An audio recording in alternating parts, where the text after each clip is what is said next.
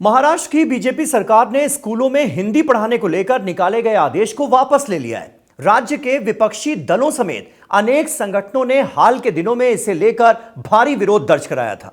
Try language policy का यह पूरा विवाद है क्या, यह आज एक बार में समझ लीजिए। दरअसल हमारी न्यू एजुकेशन पॉलिसी 2020 कहती है कि देश के सभी सरकारी और निजी स्कूलों में 3 भाषाएं अनिवार्य रूप से सिखाई जाएंगी। इनमें 2 भारतीय भाषाएं एवं 1 अन्य भाषा होगी। प्राइमरी भाषा स्थानीय रहेगी। गैर हिंदी भाषी राज्यों को हमेशा से लगता है कि इस ट्राई लैंग्वेज पॉलिसी में 2 भारतीय भाषाओं में एक स्थानीय भाषा है तो दूसरी हिंदी है। तीसरी अन्य भाषा के रूप में अंग्रेजी के बारे में सभी की रजामंदी है। ऐसे में उसे लेकर कोई ना कोई सवाल उठाता है और विरोध सामने आता रहता है। दक्षिण से लेकर पूर्वोत्तर राज्यों को अंग्रेजी और स्थानीय भाषाओं से दिक्कत नहीं है, पर जैसे ही उन्हें लगता है कि तीसरी भाषा के रूप में हिंदी का नाम सामने आ रहा है, आगे बढ़ाया जा रहा है, तो विरोध शुरू हो जाता है।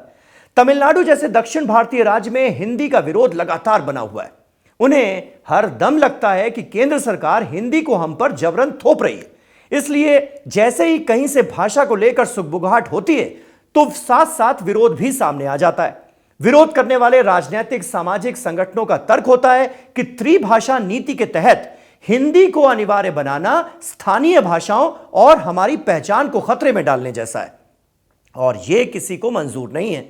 विरोध की मूल वजह यही है। इसी पर समय समय पर अलग अलग रंग अपनी सुविधा के अनुरूप चढ़ाकर संगठन आंदोलन को चमकाते रहते हैं। इसका उन्हें फायदा भी मिलता है तो उत्साह भी बढ़ जाता है। मौजूदा दौर में महाराष्ट्र में जो राजनीति त्रिभाषा पॉलिसी को लेकर हो रही है वो भी इसका एक नमूना है।